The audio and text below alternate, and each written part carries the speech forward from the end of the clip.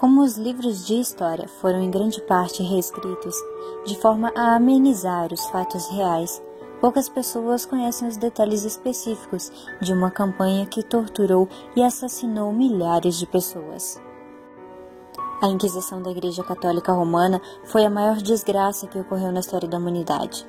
Em nome de Jesus Cristo, sacerdotes católicos montaram um esquema gigantesco para matar todos os hereges da Europa. A heresia era definida da forma como Roma quisesse definir. Isso abrangia desde pessoas que discordavam da política oficial, os filósofos herméticos, judeus, mulheres consideradas bruxas e os reformantes protestantes. Em nenhum lugar das Sagradas Escrituras, Jesus matou alguém que discordasse dele.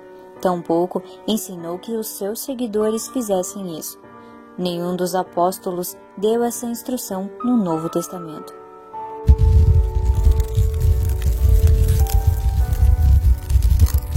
Durante a atuação da Santa Inquisição em toda a Idade Média, a tortura era um recurso utilizado para extrair confissões dos acusados de pequenos delitos até crimes mais graves.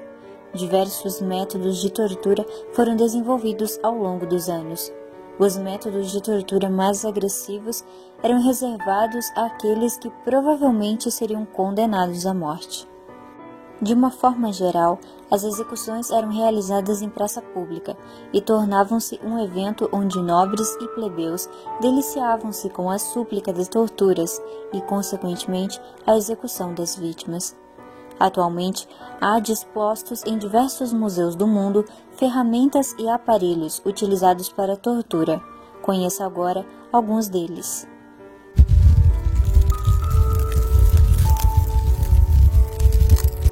Uma roda, onde o acusado é amarrado na parte externa. Abaixo da roda há uma bandeja metálica na qual ficavam depositadas as brasas. À medida que a roda se movimenta em torno do próprio eixo, o acusado era queimado pelo calor produzido pelas brasas. Por vezes, as brasas eram substituídas por agulhas metálicas. Este método foi utilizado entre 1100 e 1700, em países como Inglaterra, Holanda e Alemanha.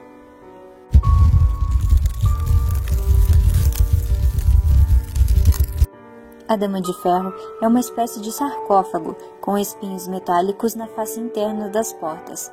Esses espinhos não atingiam os órgãos vitais da vítima, mas feriam gravemente.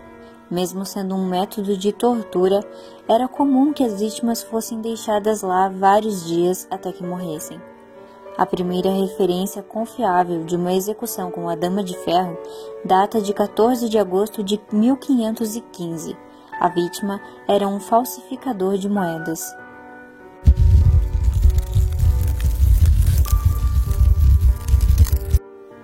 Peça metálica em forma de pirâmide sustentada por hastes.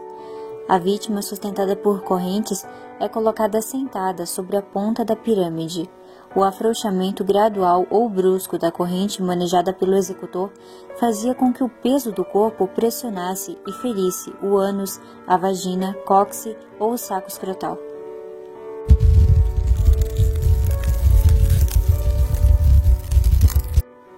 A haste metálica com duas pontas em cada extremidade, semelhantes a um garfo. Presa por uma tira de couro ao pescoço da vítima, o garfo pressiona e perfura a região abaixo do maxilar e acima do tórax, limitando os movimentos. Esse instrumento era utilizado como penitência para o herege.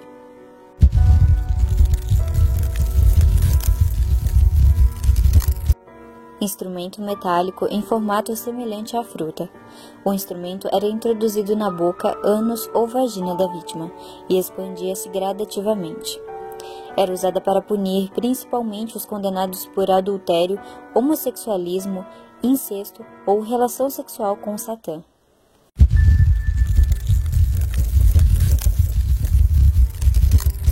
Uma cadeira coberta por pregos, na qual a vítima era obrigada a sentar-se despida. Além do peso do próprio corpo, cintos de couro pressionavam a vítima contra os pregos, intensificando o sofrimento. Em outras versões, a cadeira possuía uma bandeja na parte inferior, onde se depositavam brasas. Assim, Além da perfuração pelos pregos, a vítima também sofria com queimaduras provocadas pelo calor.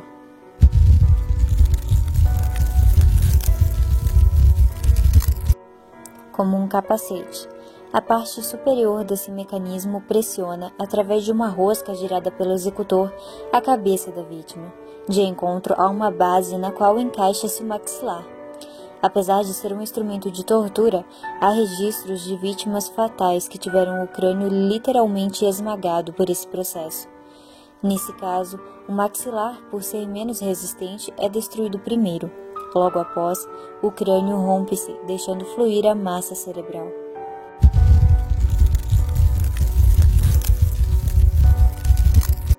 Aparelho simples, composto por placas paralelas de madeira unidas por duas roscas. À medida em que as roscas eram apertadas pelo executor, as placas, que podiam conter pequenos cones metálicos pontiagudos, pressionavam os joelhos progressivamente, até esmagar a carne, músculos e ossos. Esse tipo de tortura era usualmente feito por sessões. Após algumas horas, a vítima, já com os joelhos bastante debilitados, era submetida a novas sessões.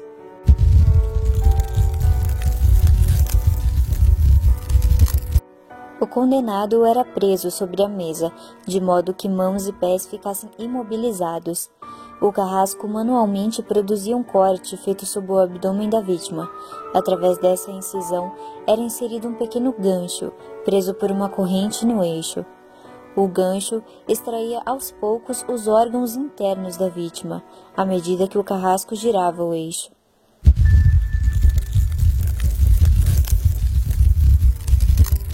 Uma espécie de mesa com orifícios laterais.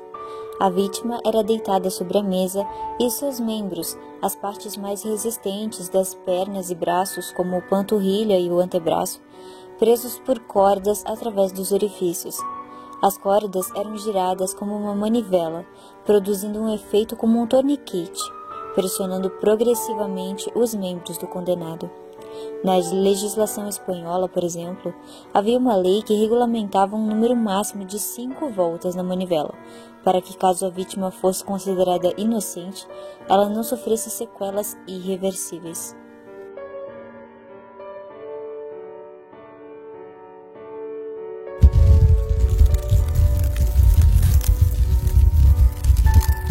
A guilhotina é um dos mecanismos mais conhecidos e usados para as execuções.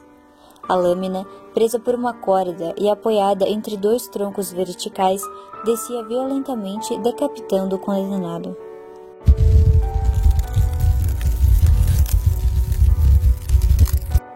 Usada principalmente para punir homossexuais, o serrote era uma das formas mais cruéis de execução.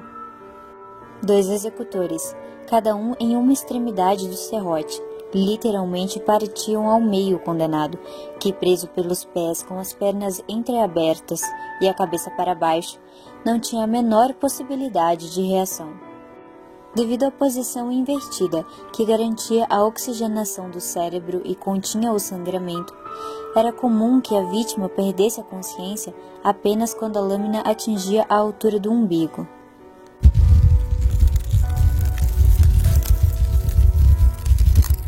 As decapitações eram a forma mais comum de execução medieval. A decapitação pela espada, por exigir uma técnica apurada do executor e ser mais suave que os outros métodos, era geralmente reservada aos nobres. O executor, que apurava sua técnica em animais e espantalhos, ceifava a cabeça da vítima num único golpe horizontal, atingindo o pescoço do condenado.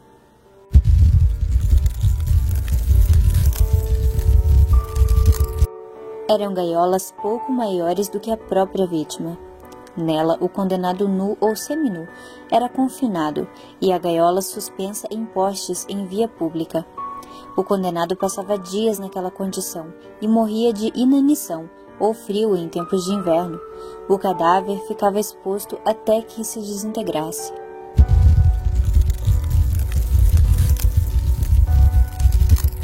A empalação consistia em inserir uma estaca no ânus, umbigo ou vagina da vítima a golpes de marreta. Neste método, a vítima podia ser posta sentada sobre a estaca ou com a cabeça para baixo, de modo que a estaca penetrasse nas entranhas da vítima e, com o peso do próprio corpo, fosse lentamente perfurando os órgãos internos. Neste caso, dependendo da resistência física do condenado e do comprimento da estaca, a agonia se estenderia por horas.